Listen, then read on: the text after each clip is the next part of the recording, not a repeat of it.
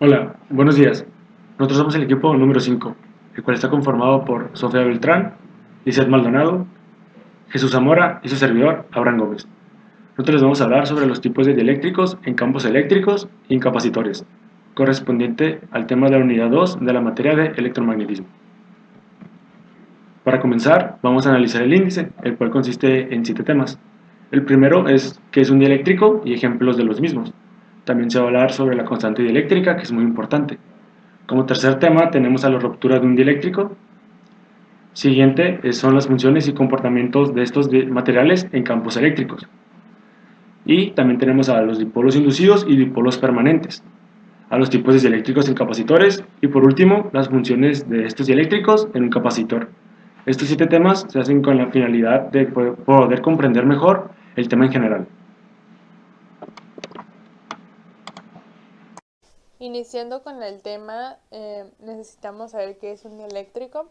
Un material dieléctrico es aquel en el que en la estructura electrónica de sus átomos constituyentes pueden posicionarse de una manera particular en el espacio, definiéndose una estructura atómica o molecular a la cual se encuentran ligados los electrones de valencia. Dichas partículas subatómicas no pueden desplazarse libremente bajo la acción de un campo externo eléctrico externo. Cuando dicho material es sometido a la acción de un campo eléctrico externo, sus estructuras atómicas y electrónicas tienden a modificarse para buscar nuevamente el equilibrio de esto a través de un fenómeno llamado polarización eléctrica y orientación de polos eléctricos.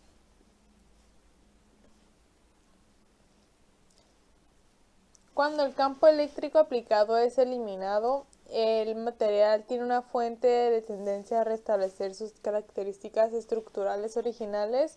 Aquellos materiales que pueden llegar a establecer por completo su estructura cuando se elimine el campo eléctrico aplicado podrían repetir este fenómeno un número infinito de veces y se pueden identificar como materiales dieléctricos ideales.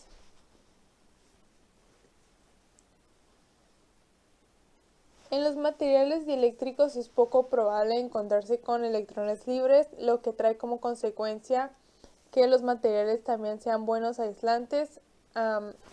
De lo anterior se establece que los materiales dieléctricos son buenos aislantes eléctricos, sin embargo, un buen aislante eléctrico no necesariamente tiene propiedades dieléctricas. Vemos aquí una imagen donde podemos ver los diferentes tipos de dieléctricos que serían sólido, líquido, gaseoso, la definición de aislante eléctrico que ya la mencionamos y la constante dieléctrica que se representa con la letra K y es un material de la razón de su permitividad. Vamos a ver ahora un video demostrativo sobre los dieléctricos. Dieléctrico y aislante eléctrico son dos términos muy relacionados entre sí, pero que no son sinónimos. De hecho, todo material dieléctrico es aislante, pero no todo material aislante es dieléctrico. Los materiales aislantes eléctricos son aquellos que se lo ponen muy difícil a la corriente eléctrica para atravesarlos. Esto es porque en su interior tienen muy pocas cargas eléctricas. Así que si metemos un material aislante dentro de un campo eléctrico, no hay electrones libres que puedan desplazarse. El campo eléctrico no es capaz de establecer una corriente eléctrica dentro del material, o si se establece es muy pequeña. Por otra parte, los materiales dieléctricos son materiales aislantes que además forman dipolos eléctricos en su interior. Son aislantes porque no tienen cargas eléctricas que puedan desplazarse, pero sí tienen cargas eléctricas que puedan orientarse. Esos dipolos son microscópicas brújulas que no pueden desplazarse, pero sí pueden girar para orientarse según un campo eléctrico. Y esto hace que cuando metemos un dieléctrico dentro de un campo eléctrico, no lo atraviesa ninguna corriente, pero sí lo atraviesa el campo eléctrico, cosa que es especialmente útil para fabricar condensadores. Si queréis entender por qué esto es así, pinchad en esta etiqueta que os lleva al vídeo. Yo voy a continuar hablando sobre la constante dieléctrica. Para poder entender esa relación matemática es importante saber que la cantidad de carga que se puede colocar en un conductor está determinado por la rigidez dieléctrica. Y la rigidez dieléctrica de un material es la máxima tensión que es capaz de soportar sin que el material se perfore o sufra de algún otro fenómeno. la mayor parte de los capacitores tienen entre las placas un material no conductor, que como se mencionó anteriormente es un material dieléctrico. Y un dieléctrico lo que hace es que aumenta la capacitancia de un capacitor, por lo que si llenas por completo con un dieléctrico el espacio que se encuentra entre las placas de un capacitor, aumenta la capacidad de este por un factor número llamado constante dieléctrica. Entonces, la constante dieléctrica, que es representada por una letra K minúscula, se podría definir su ecuación como la razón de la capacitancia de un capacitor, de acuerdo con el material que se encuentre entre sus placas, porque el dieléctrico puede ser de un material en específico, no es el mismo para todos, y la capacitancia en el vacío. Entonces, de manera más coloquial, por así decirlo, la constante dieléctrica es esa magnitud física que cuantifica la capacidad de un material para acumular carga eléctrica entre dos placas metálicas. Y la constante dieléctrica de diversos materiales se puede observar en la siguiente tabla. Cada material, como mencioné, tiene una constante dieléctrica y por ende cada material también va a tener una rigidez dieléctrica. Puede haber materiales que tengan una rigidez dieléctrica mayor, por lo que va a ser un poco más difícil que sufran de alguna ruptura, una quemadura, una perforación, como por ejemplo en este caso la mica o los plásticos de nitrocelulosa. Lo siguiente por abordar también es la ruptura dieléctrica, y esta se produce cuando el campo eléctrico entre dos conductores supera un valor crítico, o sea, cuando llevas más allá de el valor de soporte máximo que tiene un dieléctrico. Y a qué voy con esto, esto podría ser básicamente como una sobrecarga del material dieléctrico. Por eso es que tienen un número específico para la rigidez dieléctrica. A partir de que se rompa ese número o se lleve al exceso de ese número, ya es cuando se estaría llevando a cabo la ruptura dieléctrica. Entonces lo que sucede es que se genera una chispa en el vacío del dieléctrico entre las placas de metal, y esto provoca que el dieléctrico que se encuentre ubicado en el medio se queme, y esta quemadura, esta alteración lo que hace es que limita la carga que se puede almacenar en las placas de un capacitor. Entonces, en el lugar donde se genera la chispa o el arco eléctrico que provoca la quemadura, como mencioné anteriormente, puede haber también otro tipo de fenómeno como un agrietamiento o algunas otras alteraciones. Pero no solamente se afecta el material dieléctrico, sino también que se puede afectar el material sólido, el que recubre el dieléctrico. Por lo que la ruptura dieléctrica no sería únicamente para el material que se encuentra en medio. Aunque diga ruptura dieléctrica, pues también hay ruptura del el sólido que se encuentra recubriendo el material dieléctrico. Toda esta información que acabo de mencionar la pueden encontrar en el libro de Física, Conceptos y Aplicaciones del autor Paul Tippens de la 7ª edición. Funciones, comportamiento de dieléctricos en campos eléctricos. Este dice que los materiales dieléctricos tienen dos aspectos importantes. Uno es que deben ser aislantes eléctricos. Sus cargas no se deben disparar o dirigir hacia otras direcciones. Otra es su estructura electrónica y atómica. Esta debe permitir un proceso de polarización eléctrico, es decir, que se da a través de un momento dipolar, el cual explicaré más adelante, pero básicamente es la orientación de las cargas. Se dice que un dipolo ideal es aquel que está constituido por millones de dipolos elementales, lo cual es que no debe tener cargas libres. En la imagen que se tiene en la diapositiva se alcanza a observar, dice dipolos elementales orientados, que es de que estos no se tocan, por lo tanto no se neutralizan y tienen una cierta dirección cuando está siendo interactuado un campo eléctrico. Cuando este desaparece, ya no se tiene la orientación y sus cargas están distribuidas, pero ahí ya no son dipolos elementales.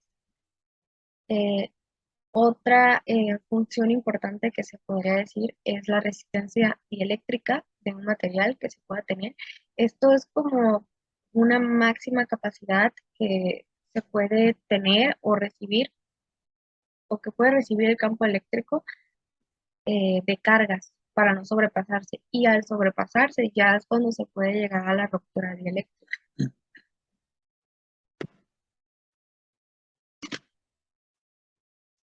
Los siguientes son los dipolos inducidos y permanentes. Iniciamos con el permanente. Para comprender mejor a los dieléctricos, un dieléctrico polar es un material compuesto por moléculas cuyo momento dipolar eléctrico es permanente debido a su estructura. Quiere decir esto que las moléculas normalmente están distribuidas aleatoriamente. Estas están eh, como sin rumbo, esparcidas. Un ejemplo básico de ello es el agua. Imaginemos que la figura A son moléculas del agua, son moléculas polares distribuidas y cuando se le aplica un campo, estas ya se ven orientadas, por eso se ponen las líneas, ya que estas están siendo jaladas en una cierta dirección dependiendo eh, el signo, negativo o positivo, y estas se están acomodando.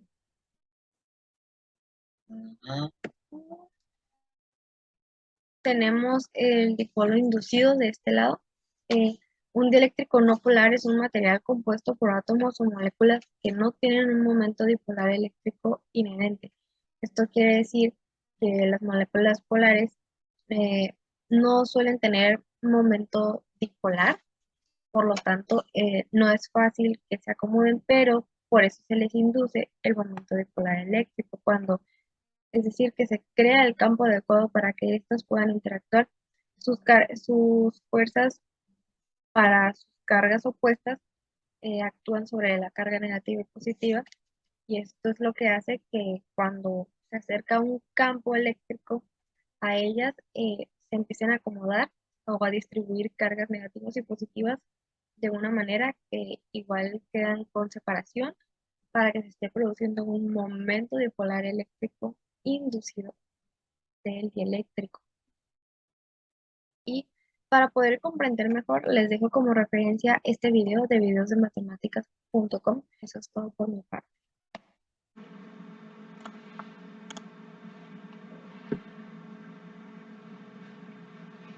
Bueno, el siguiente tema a tratar son los tipos de dieléctricos en un capacitor.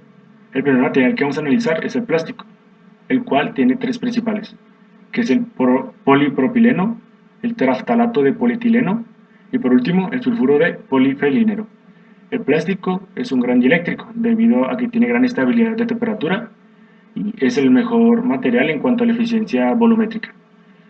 Los capacitores que estén hechos de este material pues van a depender principalmente de las características físicas, químicas y moleculares del plástico con el que esté hecho su propio dieléctrico. Los dieléctricos también pueden estar hechos de dióxido de titanio, que se utilizan para capacitores más pequeños, como se puede mostrar en la imagen de la izquierda. Estos dieléctricos tienen un coeficiente de temperatura muy alto y estable, y lo que provoca que haya bajas pérdidas. Y son los que esto lo hace ideal para sistemas de radiofrecuencia. También tenemos a los materiales ferroeléctricos, que estos materiales son los que tienen una polarización espontánea dieléctrica, que puede ser reversible rápidamente si está en un sistema transitorio adecuado. También tenemos dieléctricos hechos del material mica, que son muy comunes hoy en día. Su tolerancia es aproximadamente de más o menos 1 y tienen una gran estabilidad, lo que los hace adecuados para los circuitos de radiofrecuencia. Y también tienen una baja variación de la capacitancia en el voltaje aplicado. Y por último tenemos a los capacitores que tengan electrolito como material dieléctrico. A comparación de los anteriores, este no es un dieléctrico sólido, sino que es un líquido que está en una de sus capas. Entonces una capa está compuesta de este líquido que se llama electrolito y la otra pues está solo con el material conductor, pero como esta tiene el dieléctrico, por ejemplo, que se junte, pues quedará a la mitad de ambos. Estos son los más comunes hoy en día y los encontramos en grandes dispositivos que convivimos día con día. Ahora pasamos a la función que tiene un dieléctrico en un capacitor. La primera es que evita que se toquen las dos placas de metal. Como se puede mostrar en la imagen, tenemos a las láminas conductoras, que son como los panes de un sándwich, y el dieléctrico podría ser el jamón o lo que esté dentro del sándwich. y lo que hace que no se toquen. Esto es fundamental porque si las dos placas se tocaran, circularían electrones desde el negativo hacia el positivo, cerrando el circuito de una manera directa. Por lo tanto, no habría capacitancia, no habría la forma de guardar la energía potencial eléctrica. Entonces, lo que hace este dieléctrico es que no cerramos el circuito de una manera directa, sino que todos los electrones y los electrones que circulan en el circuito, pues van a estar en el mismo dieléctrico. Como segundo punto tenemos pues que aumenta la diferencia de potencial máxima del capacitor, esto debido a su constante dieléctrica, y un tema ya visto anteriormente, porque cualquier material dieléctrico tiene su valor de constante es mayor que la del aire. Entonces, si tenemos a un capacitor con un material dieléctrico, siempre va a tener una capacitancia mejor que un capacitor que no tenga ningún material y solamente esté separado pues, por el vacío. Esto también hace referencia al tercer punto, que es aumenta la capacitancia del capacitor, pues solamente es proporcional, ¿no? Si aumenta la constante, va a aumentar la capacitancia del capacitor. Y esto sería todo por nuestra parte. Muchas gracias por tu atención.